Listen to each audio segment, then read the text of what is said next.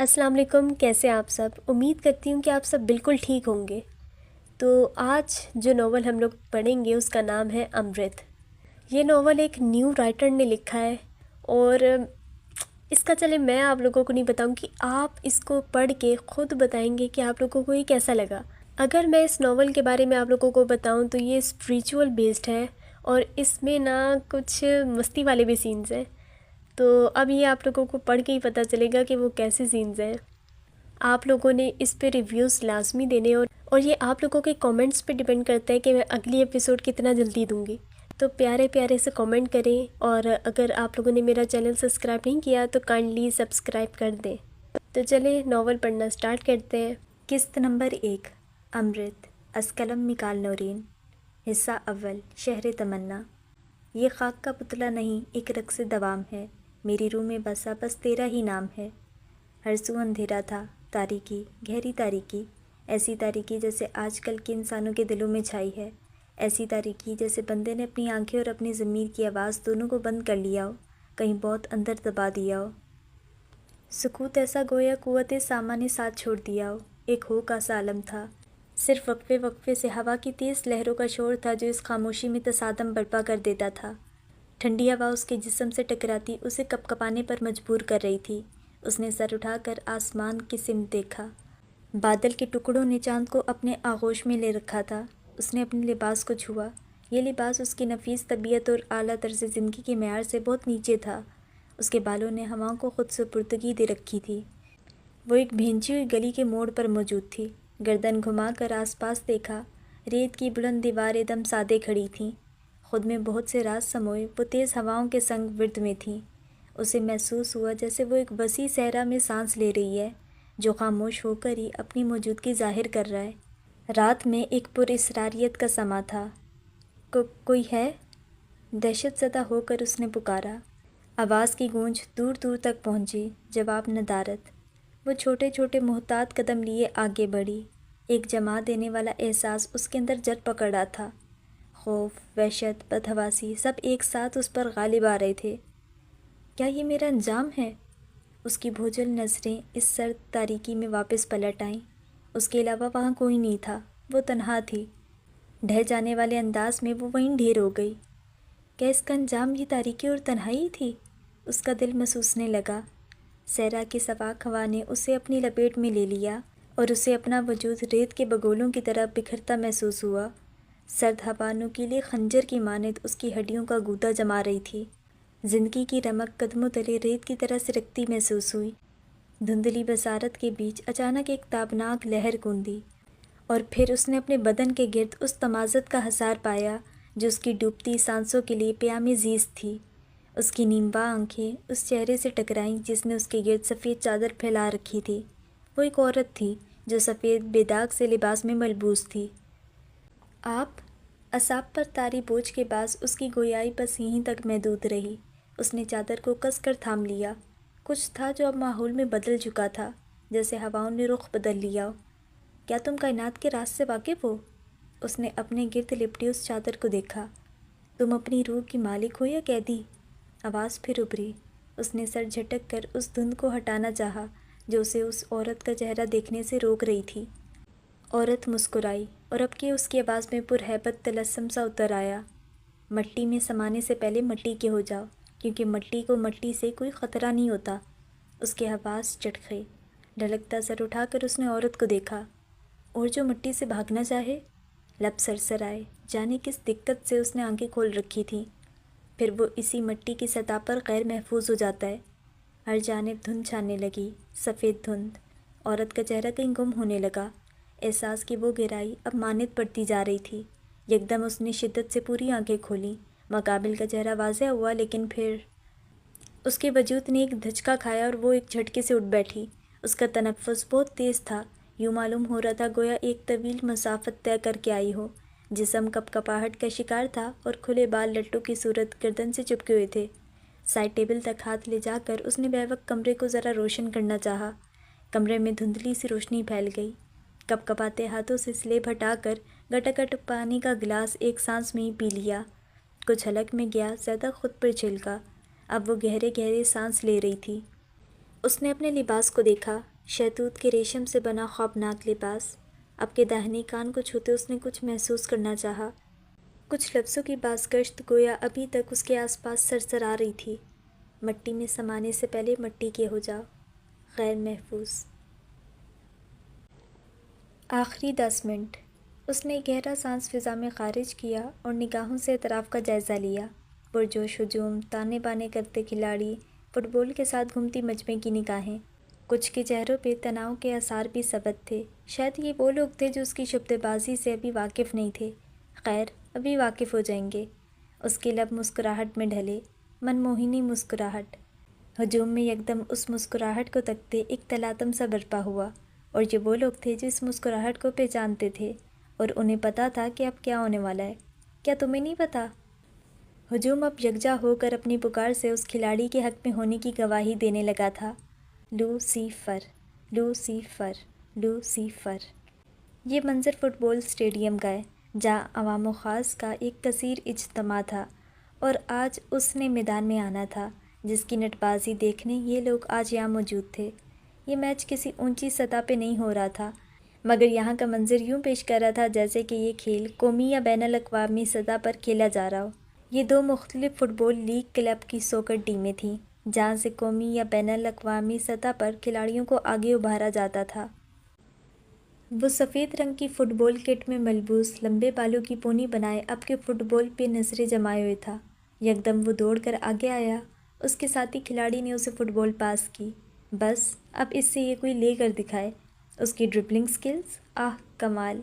مخالف ٹیم کے کچھ کھلاڑیوں نے اسے محصور کرنا چاہا تو اس نے فیک کک کا تاثر دیا اور برق رفتاری سے تیسرے لڑکے کی ٹانگوں کے بیچ میں سے فٹ بال گزاری۔ کوئی اس سے فٹ بال لینے میں کامیاب نہیں ہو رہا تھا، یا وہی کسی کو موقع نہیں دے رہا تھا، اور یہ اس نے داہنی ٹانگ گھما کر فٹ بال کو ماری، اور وہاں فٹ بال گول کیپر کی روکنے کی ساری کوششوں کو ناکام کرتا سفید جالی پہ جا لگا۔ لوگ اپنی جگہ سے کھڑے ہو کر ہم آواز اس کا نام پکارنے لگے، وہ نام جو اس کی شرٹ کے پیچھے بلاک لیٹرز میں لکھا تھا، لوسیفر۔ اس کی ٹیم نے اس کو گھیر رکھا تھا اور اس سے داد دی جا رہی تھی۔ جس فاصلے سے اس نے گول کیا تھا وہ قابل داد تھا۔ اس کی میچ کے دوران لی جانے والی کچھ ویڈیوز پچھلے دنوں سوشل میڈیا پہ کافی عروج پر تھیں، جس میں اس کی ڈربلنگ سکلز، فری ککس اور کھیل میں اس کی حاضر دماغی کو کافی سراہا گیا تھا، جس سے وہ اب ہمارا رونالڈو کہلایا جانے لگا تھا۔ ہمارا مطلب پاکستان کا رونالڈو۔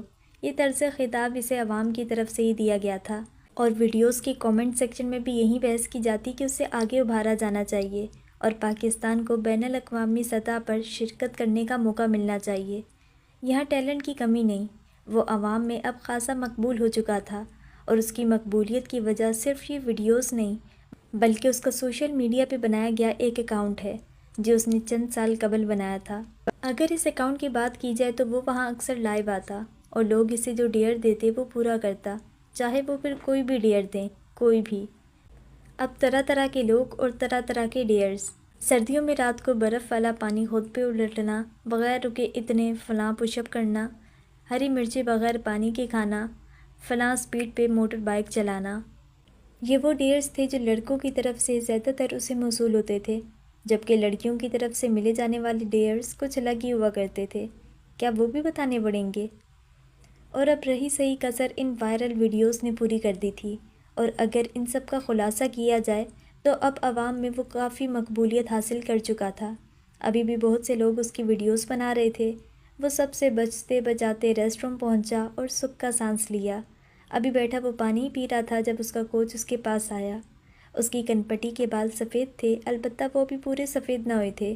عمر کے اس حصے میں بھی وہ کافی فٹ دکھائی دیتے تھے، گویا خود پر خاص توجہ دیتے ہوں۔ تمہاری سکلز کسی تعریف کی محتاج تو نہیں چیمپ، لیکن ماننا پڑے گا میرے تلمند کو میری تدریسی مہارت اور اس کے بورن ٹیلنٹ نے اس فیلڈ کا ماہر بلکہ مطلق العنان بنا دیا ہے، تو یہ کہنا غلط نہیں ہوگا۔ وہ زیادہ اسے سراہ رہے تھے یا اپنی تدریسی مہارتوں کو؟ وہ ہمیشہ کی طرح اس بار بھی اس بات کا اندازہ نہ کر سکا، بس اثر لیے بغیر بوتل منہ سے لگائے گڑ گڑ پانی پیتا رہا۔ تم یہ سب کرنا کب چھوڑو گے؟ کچھ ادھر ادھر کی باتیں کرنے کے بعد وہ جیسے عاجز آ کر بولے تھے۔ کیا سب؟ جان کے بھی انجان بنا گیا۔ ہاں، تمہیں تو جیسے کچھ پتہ نہیں، پہلے تم مخالف ٹیم کو جان بوجھ کر پوائنٹس بنانے کا موقع دیتے ہو اور آخری کے 10 منٹ میں اپنے کرتب دکھانا شروع کر دیتے ہو۔ اس سے کیا ثابت کرنا چاہتے ہو؟ ٹھیک ہے تم اچھا کھیل لیتے ہو، بلکہ بہت اچھا کھیل لیتے ہو، مگر اس سب سے کیا ہوگا؟ وہ جیسے تھک گئے تھے اور سچ میں جاننا چاہتے تھے، مگر اس پر پہلے کبھی اثر ہوا تھا جو اب ہوتا؟ اس نے سکون سے اپنی بھوری ذہین آنکھوں کا ارتکاز ان کی جانب کیا اور اس کے لب دھیرے سے ایک جانب سے اوپر کو اٹھے، جیسے ون سائیڈڈ اسمائل ان کی طرف اچھالی ہو، شاطرانہ مسکراہٹ، بالکل ویسی مسکراہٹ جیسی وہ میچ کے دوران آخری 10 منٹ رہ جانے پر پاس کیا کرتا تھا۔ میں کچھ ثابت نہیں کرنا چاہتا۔ اس کی آواز کافی گہری تھی، ساحرانہ سی، بھاری ایسی کہ جب وہ بولتا تو سب اس کی سننے پر مجبور ہو جاتے۔ اپنے سے برابر کے بندوں کے ساتھ کھیلنا کیا ہوتا ہے؟ افسوس میں اس احساس سے ابھی تک بہرہ مند نہیں ہوا۔ افسوس۔ اس نے گردن کو دائیں بائیں ہلایا جیسے حقیقتاً اسے افسوس ہوا ہو، مگر وہ سچ کہہ رہا تھا۔ وہ اس احساس سے ناواقف تھا۔ وہ اسے دیکھ کے رہ گئے۔ اور اگر کبھی سامنے والی ٹیم بازی لے گئی تو؟ وہ جیسے اس کو اسی کے رد عمل کی ایک جھلک دکھانا چاہتے تھے۔ حلوہ ہے کیا؟ اپنے اصلی لاپرواہ انداز میں کہا۔ وہ گہری سانس لے کر رہ گئے۔ انہیں اس سے کسی ایسی جواب کی توقع تھی۔ تم نیشنل لیول پر کیوں نہیں کھیلتے؟ اتنا اچھا کھیلتے ہو، یقیناً وہاں بھی کامیابی ہوگے، تمہیں آگے ضرور جانا چاہیے۔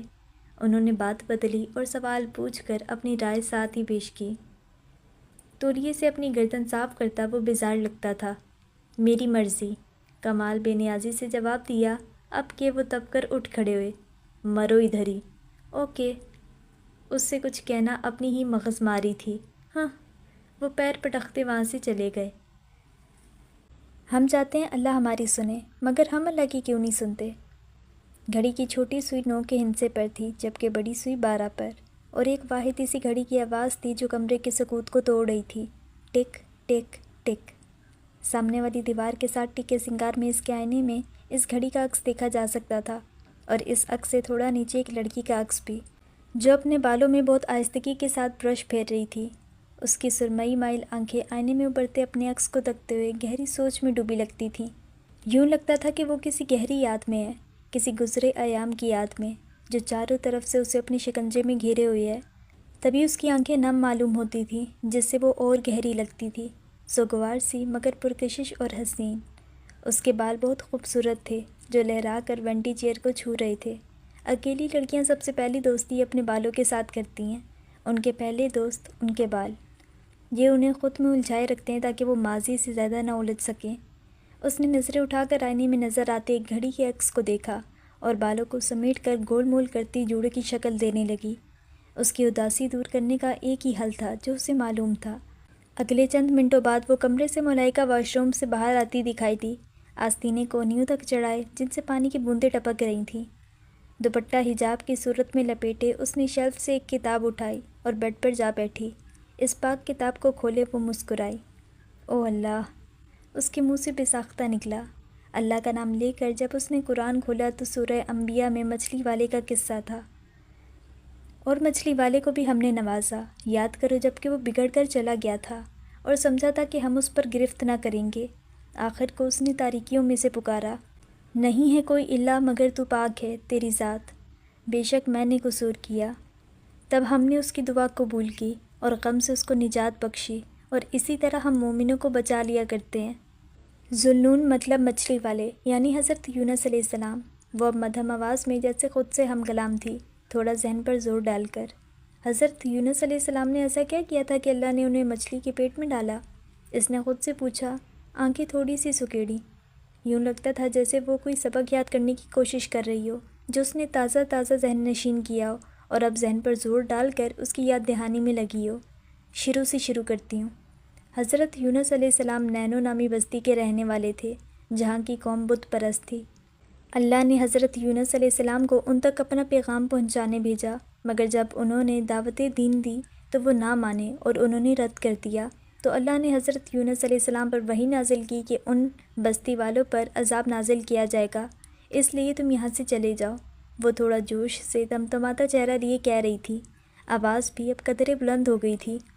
وہ زیادہ تر اس جگہ آ کر اٹک جاتی تھی، مگر آج نہیں۔ پھر ان کی قوم نے ان پر نظر رکھنا شروع کر دی کہ اگر وہ یہاں سے چلے گئے تو ہم پر عذاب یقیناً آئے گا۔ جب وہ رات آئی جس کی صبح ان سے عذاب کا وعدہ کیا گیا تھا تو ان کو حضرت یونس علیہ السلام نظر نہ آئے، جس نے انہیں خوف و ہراس میں ڈال دیا، اور وہ میدان میں چلے گئے تاکہ اللہ سے معافی مانگ سکیں، تو اللہ نے انہیں معاف کر دیا۔ اور صرف حضرت یونس علیہ السلام کی ہی قوم ایسی ہے جسے عذاب آنے سے پہلے ہی اٹھا لیا گیا اور انہیں زندگی سے بہرہ مند ہونے کا موقع دیا گیا۔ اور اس کا ذکر کہاں ہوا ہے؟ ہاں، سورہ یونس میں۔ اس کا دل جو کچھ لمحوں قبل تک بوجھل تھا، اب اس کی کیفیت یکسر مختلف تھی۔ وہ ہمیشہ صورتوں کو آپس میں مکس کر دیتی تھی، لیکن آج اسے سب کلیئر تھا۔ جب یہ خبر حضرت یونس علیہ السلام کو ہوئی تو انہیں اچھا نہ لگا کہ اب سب انہیں جھوٹا سمجھیں گے، تو وہ وہاں سے چلے گئے اور ایک کشتی میں سوار ہو گئے، اور کشتی تیز ہوا کے بھنور میں پھنس گئی۔ کشتی کے سواروں نے کہا کہ یہ ہم میں سے کسی کے اعمال کا نتیجہ ہے، اور جب قرعہ اندازی کروائی گئی تو تینوں بار حضرت یونس علیہ السلام کا نام آیا۔ تب انہوں نے حضرت یونس علیہ السلام کو دریا میں ڈال دیا۔ رات کا وقت تھا اور ہر طرف اندھیرا تھا، ایسے میں انہیں مچھلی نے نکل لیا، لیکن پھر وہ رکی، ایک گہری اور لمبی سانس لی۔ پھر انہوں نے اپنے رب کو اندھیروں میں پکارا، رات کا اندھیرا، سمندر کا اندھیرا، مچھلی کے پیٹ کا اندھیرا، مگر اللہ نے اس اندھیرے میں بھی اپنے بندے کی سنی اور قبول بھی فرمائی، اب کہ اس کی آنکھوں میں سرخ ڈورے تھے۔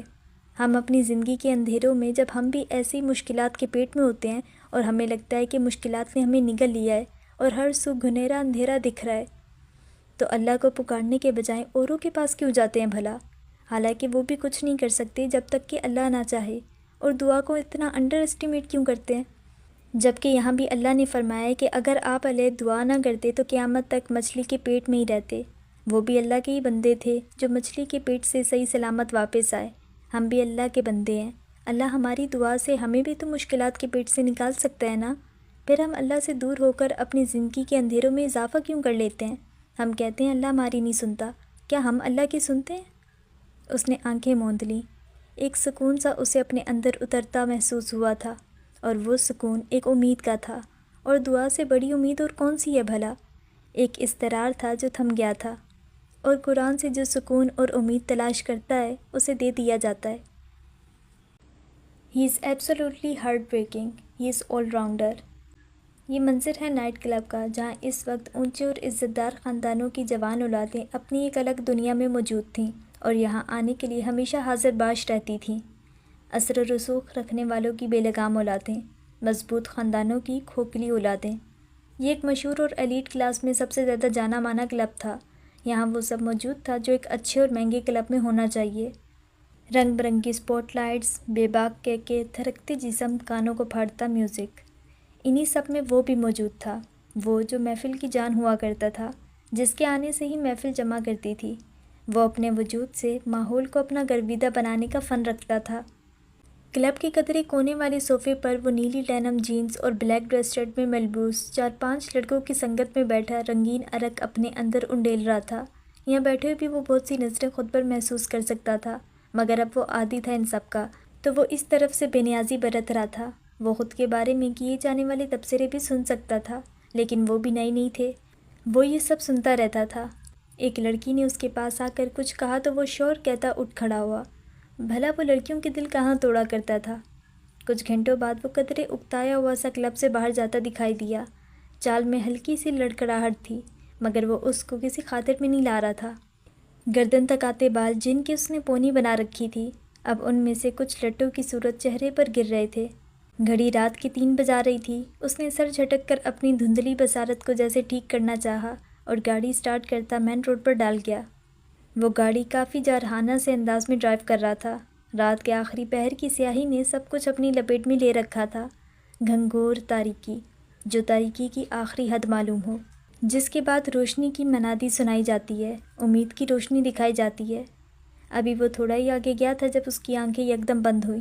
اس نے سر جھٹکا، دوبارہ سے اپنی توجہ ڈرائیونگ پر مرکوز کرنا چاہی، مگر اس کی گاڑی کے سامنے اچانک سے کوئی آیا تھا۔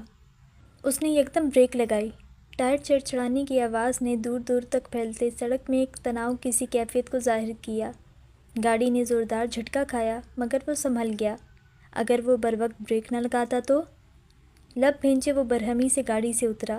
اس کی گاڑی کے سامنے آنے والا ایک بوڑھا آدمی تھا۔ ناسا والوں نے منع کر دیا جو میرے ذریعے چاند پر جانا چاہتے ہو بابا؟ اپنے تئیں اس نے بھرپور شرافت کا مظاہرہ کیا تھا، ساتھ میں وہ اپنی کیفیت سمجھ نہیں پایا۔ نشہ اس پر اتنا جلد حاوی نہ ہوتا تھا، پھر آج کیا ہو رہا تھا؟ وہ بار بار اپنا سر جھٹک رہا تھا۔ آدمی نے ایک نظر اسے دیکھا اور پراسرار انداز میں نرمی سے مسکرایا۔ آ گئی تم؟ بہت انتظار کروایا۔ پھر جیسے کچھ یاد آنے پر خود ہی بولا، ہاں سمجھ گیا، دنیا نے اپنی رنگینی میں قید کر لیا ہوگا، کوئی بات نہیں۔ وہ ایسے ہی عاطفت سے جیسے ہم کلامی کر رہے تھے۔ اس نے قدرے بیزاری سے انہیں دیکھا جو اب سڑک کے کنارے پر جا رہے تھے، پھر سکھ کا سانس لیا کہ راستہ تو صاف ہوا اور جانے کے لیے مڑا۔ پلٹ آؤ، ابھی بھی وقت ہے، مرضی سے نہیں آؤ گے تو زبردستی لائے جاؤ گے، مگر لوٹ کر واپس ضرور آؤ گے۔ ڈرائیونگ سیٹ کو کھلتا اس کا ہاتھ ایک لمحے کو رکا۔ اس نے مڑ کر بوڑھے آدمی کو دیکھا جو اسے ہی دیکھ کر مسکرا رہا تھا۔ اسے اس کی آنکھیں تجھر سی معلوم ہوئی تھیں۔ پھر وہ گاڑی میں جیسے آیا تھا ویسے ہی پلٹ گیا، ساتھ ہی ساتھ وہ مسلسل کچھ بڑبڑا رہا تھا۔ اس نے یہ کیوں نہ سوچا رات کے اس وقت اس روڈ پر وہ بوڑھا آدمی کیا کر رہا تھا؟ اگر اس سڑک پر تم پیچھے جاؤ تو وہ بوڑھا آدمی ابھی تک کہہ رہا تھا، پلٹ آؤ، اپنے اصل کی جانب لوٹ آؤ، مگر اس کی سننے والا کوئی نہیں تھا، یا شاید تھا۔ کمرے میں ایک جمود سا تھا، ایک یکبستہ سا احساس، گویا ہر چیز برف ہو، ساکن، صامت، بے حد خاموش۔ کوئی شے ایسی نہیں تھی جس میں ذرا سی بھی جنبش پائی جاتی، گویا سب نے دم سادھ لیا، سانس روک لیا۔ مگر تم ذرا ٹھہر کر مشاہدہ کرو تو کانچ کی میز کے اس پار کوئی پاور سیٹ پر خاموشی سے براجمان تھا۔ پس پشت سیٹ سے ٹکائے، آنکھیں موندے، کرسی کے ہاتھ پہ دائیں ہاتھ کی انگلیاں بجاتا ہوا کسی گہری سوچ میں گرا، کچھ تانے بانے کرتا ہوا۔ اس کی سیٹ کمرے میں واحد ایسی شے تھی جس میں ہلکی ہلکی جنبش ہو رہی تھی، دائیں سے بائیں، بائیں سے دائیں، آہستہ آہستہ۔ خاموشی کے باوجود کچھ تھا ایسا جو غیر آرامدہ کرتا تھا، کچھ حبس زدہ سا کہ سانس لینے میں دشواری ہو۔ پتہ نہیں یہ ماحول کا اثر تھا یا اس شخص کا نفوس۔ کچھ لمحے سرکے جب کمرے کے دروازے پر ہلکی سی دستک ہوئی، ٹھک ٹھک، اور ساتھ ہی کوئی اندر داخل ہوا۔ نوارد ایک آدمی تھا۔ وہ سر جھکائے، ہاتھ باندھے، میز کے آگے کچھ فاصلے پہ جا کھڑا ہوا، مؤدب مگر شکستہ سا۔ کوئی خبر ملی؟ سیٹ پر براجمان شخص نے تاہنوس آنکھیں موندے استفسار کیا۔ اس کے الفاظ عام تھے اور آہستگی سے پوچھے گئے تھے، مگر اس کا لہجہ؟ اس کے لہجے میں ایک کاٹ سی تھی، ایک تلاش، کسی کی کھوج۔ نہیں سر، لیکن ہم ڈھونڈ رہے ہیں، کوشش کر رہے ہیں، ہم نے آدمی پھیلا دیے ہیں، بہت جلد پتہ۔ وہ بھی مدفانہ انداز میں اپنی بات جاری رکھتا جب اسے ٹوک دیا گیا، بکواس بند کرو اپنی۔ 8 ماہ ہو گئے ہیں اور تم لوگ ابھی بھی کوشش کر رہے ہو؟ ایک لڑکی نہیں ڈھونڈی جا رہی تم لوگوں سے؟ کوشش کر رہے ہو تو تم لوگوں کی کوششوں کا نتیجہ نظر کیوں نہیں آتا مجھے؟ وہ بولا نہیں دھاڑا تھا، آنکھیں باقی تو وہ سرخ ہو رہی تھیں اور وہ غصے میں گرج رہا تھا۔ گھنگریالے بال پیچھے کی جانب جیل سے سیٹ تھے۔ مجھے وہ ہر حال میں جلد از جلد چاہیے۔ الفاظ چھپائے۔ سن رہے ہو تم ظفر؟ مجھے وہ ہر حال میں چاہیے، وہ تنبیہی لہجے میں بولا۔ کمرے میں گھٹن کا احساس لمحہ بہ لمحہ بڑھتا ہی جا رہا تھا۔ جی سر، بہت جلد ان کا پتہ چل جائے گا، ہماری ہر حرکت پر نظر ہے، لیکن ظفر اس کو تسلی دیتا آخر میں بات ادھوری چھوڑ گیا۔ لیکن کیا ظفر؟ سر مجھے لگتا ہے وہ اس ملک میں نہیں ہے۔ اگر وہ اس ملک میں ہوتی تو ابھی تک ہماری تحویل میں ہوتی۔ کیا کسی دوسرے ملک وہ جا سکتی ہیں؟ کسی دوسرے ملک میں آپ لوگوں کا کوئی جاننے والا ہے جس کے پاس وہ جا سکیں؟ کوئی ایسا جو انہیں پناہ دے؟ ایک ساتھ کئی سوالات آئے تھے۔ مقابل نے اپنی آنکھیں میچیں، دیواریں کان لگائے ابرو اکٹھے کیے ان کی باتیں سن رہی تھیں۔ تم ریکارڈ نکل پاؤ، اگر تمہیں لگتا ہے کہ وہ دوسرے ملک جا سکتی ہے تو ساری کی ساری معلومات چاہیے مجھے۔ اس نے کرسی کے ہتھ پہ ٹکی انگلیوں کو مٹھی کی شکل دی۔ کون سے ملک جا سکتی ہیں وہ؟ لفظوں کی ہیر پھیر کر کے سابقہ سوال سنجیدگی سے دہرایا گیا۔ کچھ پلوں کے لیے خاموشی چھائی رہی۔ کمرے میں موجود ہر مادہ کان کی لو کے پیچھے ہاتھ ٹکائے ہمدن گوش ہوا۔ پاکستان، وہ پاکستان جا سکتی ہے۔ اتنا کہہ کر اس نے دوبارہ آنکھیں موند لی۔ شاید یہ ظفر کے لیے وہاں سے جانے کا اشارہ تھا، جسے سمجھ کر وہ کچھ سوچتا ہوا وہاں سے چل دیا۔ دروازہ بند ہونے کی آواز پر اس نے آنکھیں کھولیں اور ہاتھ آگے بڑھا کر میز کی دراز سے اپنی مطلوبہ چیز نکالی۔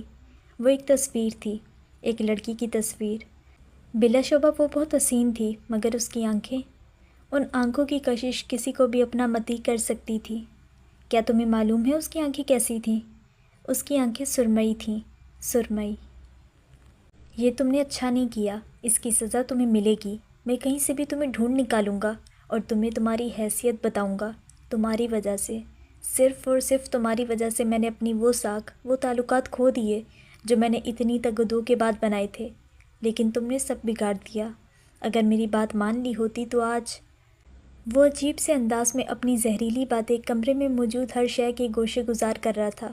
کمرے کی کیفیت اب یوں تھی گویا سانس بند ہو جائے، اور اگر تم سانس لینے کی کوشش بھی کرو تو دمے کے مریض کی طرح ہوا کو پھیپھڑوں تک پہنچانے کی مشقت میں جتے رہو، مگر یہ کوشش بھی ندارت۔ گویا یہ ثابت ہوا کمرے کی فضا میں ملاوٹ کا باعث اس شخص کا وہاں ہونا تھا، اس کی موجودگی، اس کا نفوذ۔ وہ جو شہر تمنا ہے اس زمین پر کہاں ملے، جہاں تو ہے اور میں ہوں وہ زماں ہی کچھ اور ہے۔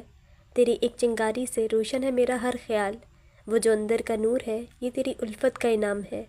ہم اس جہاں کے مکیں ہیں جہاں حدیں نہیں ہوتی، یہ دنیا تو محض ایک عارضی سا قیام ہے۔ میری خودی میں ڈوب کر تو نے پایا ہے اپنا آپ، تیرا عکس ہی تو اب میرا کل کلام ہے۔ چلو اس پار چلتے ہیں جہاں خاموشی ہی کلام ہو، کہ مادی اس جہاں میں ہر رشتہ ناتمام ہے۔ صبح کا سورج لاہور شہر میں اجالے لانا چاہ رہا تھا اور اس دور دھوپ میں آہستہ آہستہ کامیابی بھی حاصل کر رہا تھا۔ اجالا جیسے جیسے تاریکی پر حاوی ہو رہا تھا، لاہور شہر اور بھی نمایاں اور خوبصورت ہوتا جا رہا تھا۔ لاہور، کیا لاہور صرف ایک شہر ہے؟ قدیم زمانے میں لاہور لاواپوری کے نام سے جانا جاتا تھا۔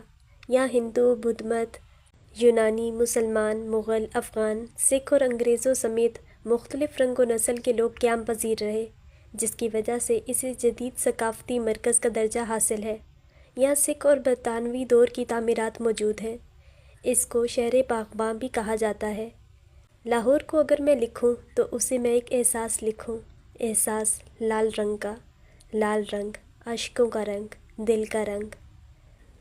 لاہور صرف ایک شہر نہیں ہے، ایک تاریخی کتاب ہے جو اپنے اندر بہت سی کہانیاں، بہت سی داستانیں چھپائے ہوئے ہے، اور بہت سی داستانیں آج بھی وہاں تحریر ہو رہی ہیں۔ عشق کی داستانیں، لال داستانیں، کچھ ادھوری کچھ مکمل داستانیں۔ اب دیکھنا یہ ہے کہ ہمارے مرکزی کرداروں کی داستان مکمل ہوگی یا…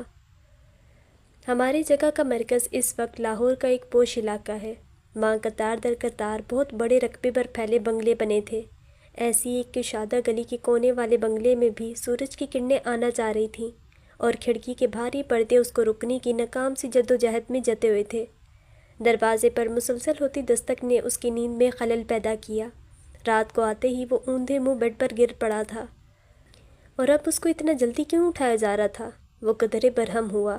آنکھیں کھولتے ہی جو سب سے پہلا احساس اسے ہوا تھا وہ سر میں ہوتی دھمک کا تھا۔ وہ بمشکل آنکھیں مسلتا بیڈ سے نیچے اترا۔ اسے پتہ تھا اس وقت دروازے پر کون ہوگا، اور اس کے لیے وہ ایک مختلف شخص تھا۔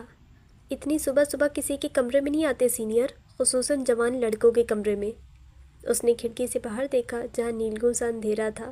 اب وہ اٹھ گیا تھا تو نیند دوبارہ تو آنی نہیں تھی، ویسے بھی وہ زیادہ نہیں سوتا تھا، اور وہ کسی اور جوان لڑکا یقیناً تم ہی ہوگے۔ وہ اس کے پیچھے ہی کمرے میں داخل ہوتے ہوئے بولے۔ کمرہ کافی کشادہ تھا جو زیادہ نیلے اور سفید رنگ پر مشتمل تھا۔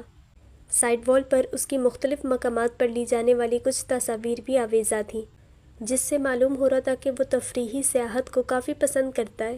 وہ تصاویر مختلف ممالک میں لی گئی تھیں۔ آف کورس سینئر، یہاں میرے علاوہ اور کوئی جوان اور ہینڈسم لڑکا موجود ہے؟ بیڈ پر ڈھہ جانے والے انداز میں گرتے ابرو اچکا کے ٹھٹول لہجے میں گویا استفسار کیا۔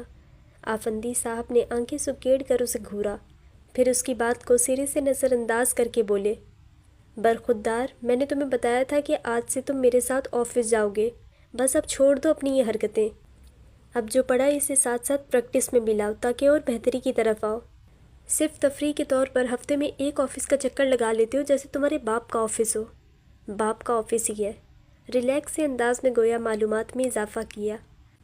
اور تمہارے باپ نے وہ بہت محنت سے اور دن رات ایک کر کے اس مقام تک پہنچایا ہے، ایسے ہی وہ یہ آئلی کاروبار تمہارے حوالے نہیں کر دے گا۔ وہ دانت پیس کر بولے۔ سیریسلی، اگر میں پڑھا لکھا پریکٹس میں لاؤں تو اس دنیا نے خوش نہیں ہونا، اس سے اچھا میں ایسے ہی ٹھیک ہوں۔ نہیں؟ آخر میں جیسے ان کی تائید چاہی، تبھی ابرو اوپر کو اٹھا کر ان کی جانب دیکھا۔ اس کا اشارہ کس کس واقعے کی طرف تھا افندی صاحب سمجھ گئے تھے۔ تبھی تعصب سے نفی میں سر ہلایا۔ یہ 9ویں جماعت کی بات تھی۔ 9ویں جماعت میں حیاتیات اور کمپیوٹر میں سے کوئی ایک مضمون منتخب کرنا تھا، تو اس نے حیاتیات رکھا تھا۔ باقی کے سارے مضامین دونوں گروپس کو ایک سے پڑھنے تھے۔ اس کی کیمسٹری ٹیچر سے، بلکہ یوں کہا جائے کہ کسی بھی ٹیچر سے کچھ خاص نہ بنتی تھی تو زیادہ بہتر رہے گا۔ وجہ اس کے بے جا سوالات تھے جو چابی کی طرح گھماؤ تو گھومتے ہی چلے جاتے۔ وہ تب تک بولنا بند نہ کرتا جب تک ایک سانس میں اپنے سوالات ان کے گوشے گزار نہ کر دیتا۔ ایک دن کیمسٹری لیب میں ٹیچر نے ایک بوتل کی طرف نشاندہی کی کہ اسے کوئی ہاتھ نہیں لگائے گا، اور اسٹاف کو اسے وہاں سے ہٹانے کی ہدایات کی۔ اس نے اس جانب دیکھا تو اس کی آنکھیں چمکی۔ ویسے بھی وہ ٹیچر کسی کو کچھ ہاتھ لگانے نہیں دے رہی تھی۔ تھوڑی دیر بعد بھی جب وہ بوتل وہاں پڑی رہی تو وہ آہستہ سے پیچھے سرکتا اس تک پہنچا اور سر جھکا کر لگ پڑا۔ گاہے بگاہے احتیاطی نظروں سے اعتراف میں بھی دیکھ لیتا، اور پھر اس نے سر اٹھایا تو چہرے پر ایک مسکراہٹ تھی۔ یاد آیا کیسی مسکراہٹ؟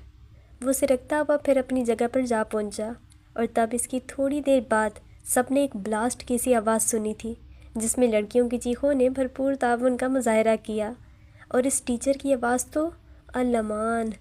اس نے ناگواری سے کانوں پہ ہاتھ جمائے تھے۔ ویسے اسے اپنے کیے پر افسوس نہ ہوتا، مگر یہ آواز، افسوس! اس بار وہ بچ گیا تھا کیونکہ کسی نے بھی اسے یہ کرتے نہ دیکھا تھا، مگر اگلی کئی بار وہ بچ نہ سکا، جس وجہ سے اسکول انتظامیہ کی طرف سے افندی صاحب کو بارہا بلاوے آتے رہتے تھے۔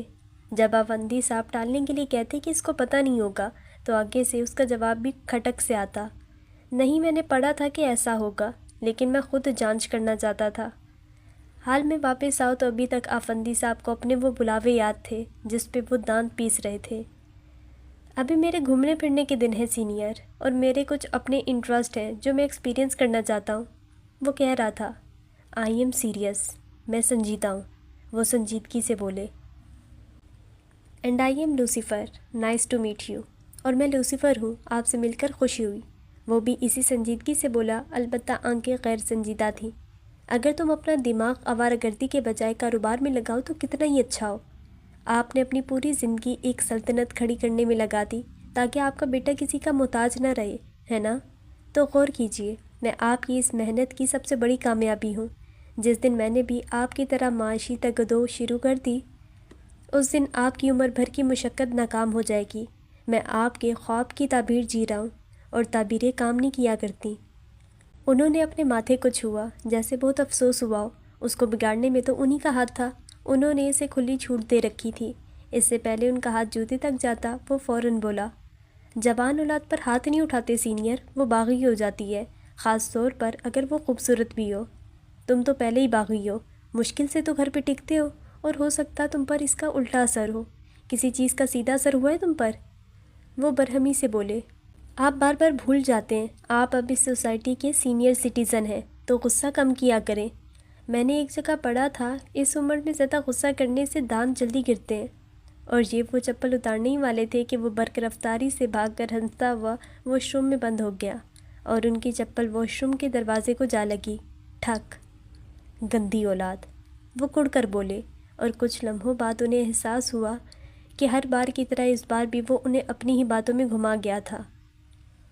ان کا یہ طرز کلام ایک دوسرے کے ساتھ ہی ہوا کرتا تھا۔ ماریہ افندی اور مصطفیٰ علی افندی کی ایک ہی اولاد تھی۔